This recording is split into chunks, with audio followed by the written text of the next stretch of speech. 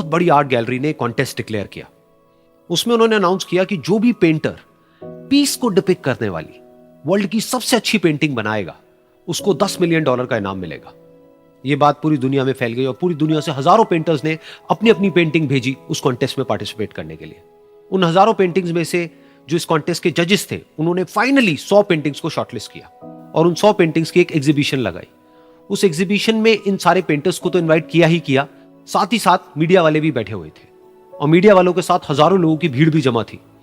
क्योंकि prize amount इतना बड़ा था तो सबका इंटरेस्ट था ये जानने में कि कौन जीतेगा, कि वो पेंटिंग कैसी होगी और कौन वो पेंटर होगा जिसको इतना बड़ा अमाउंट मिलेगा। फाइनली वो दिन आ ही गया। वहां पर सारी ही पेंटिंग्स देखने लायक थी और एक से बढ़कर एक थी। उसमें से कुछ पेंटिंग्स थी जहां पर सबसे ज्यादा भीड़ थी। जैसे एक पेंटिंग थी जहां पर एक बिल्कुल साफ पानी की नदी बह रही थी जिसके पीछे कुछ पहाड़ थे, उसके ऊपर बर्फ जमी हुई थी और पीछे से सनराइज हो रहा था। एक और पेंटिंग थी जहां पर पेंटर ने पीस को डिपिक्ट किया था फुल मून नाइट के थ्रू, यानी कि एक बिल्कुल पीसफुल लेक थी जिसका पानी बिल्कुल स्टिल था, इतना स्टिल कि उसके अंदर आप रिफ्लेक्शन देख सकते थे आसपास में जो भी कुछ था उसका, बिल्कुल एक मिरर की तरह। और बिल्कुल डार्क आसमान में कुछ तारे चमक रहे थे और एक चांद चमक रहा था। उसके अलावा एक पेंटिंग थी जिसमें बिल्कुल सफेद बादल थे, नीला आसमान था और बिल्कुल हरी हरी घास थी। यानी कि सारी ही पेंटिंग्स ऐसी जिसको देख करके ही मन शांत हो जाए। तो कॉन्टेस्ट बहुत ही टफ था क्योंकि सारी पेंटिंग्स एक से बढ़कर एक थी। तो जजेस के लिए शॉर्टलिस्ट करना कि कौन सी पेंटिंग बेस्ट है, that was very very difficult. लेकिन वो मोमेंट आ ही गया जब जजेस ने अपना माइंड मेकअप कर लिया और एक पेंटिंग को इन सारी पेंटिंग्स में से सिलेक्ट कर लिया और उस पेंटिंग को एक बड़े से कर्टेन के पीछे रख दिया। सामने वो सारे पेंटर्स बैठे हुए थे, मीडिया वाले थे और हजारों लोगों की भीड़ थी। सबकी क्यूरियोसिटी बढ़ती चली जा रही थी क्योंकि अमाउंट बहुत बड़ा था। लेकिन जैसे ही वो पर्दा हटा और सामने से सबने उस पेंटिंग को देखा तो सब हैरान रह गए। सब एक दूसरे की शक्ल देखने लगे। किसी को कुछ समझ नहीं आ रहा था कि एक्चुअल में हो क्या रहा है, क्योंकि वो पेंटिंग जो वहां पर दिख रही थी वो दूर दूर तक शांति को डिपिक्ट नहीं कर रही थी। तो सबको लगा कि शायद उस आर्ट गैलरी से कोई गलती हुई है या जजेस से कोई गलती हुई है और किसी गलत पेंटिंग को वहां पे रख दिया है।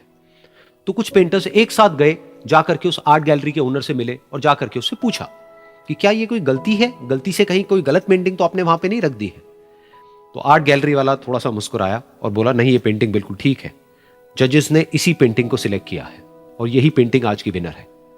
सारे पेंटर्स ये जवाब सुन करके गुस्से से भर गए और सबने मिल करके रिवोल्ट कर दिया।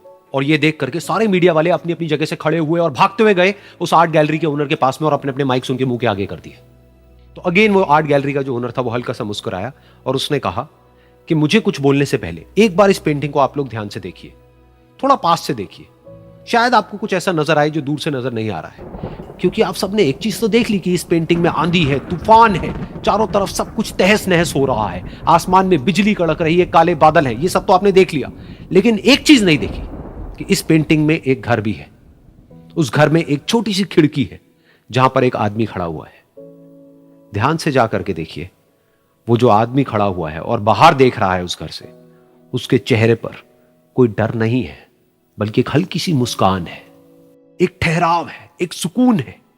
और यही है शांति का असली मतलब।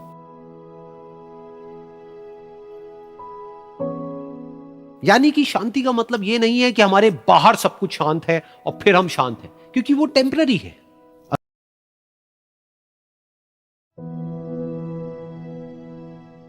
एक बार की बात है, एक बहुत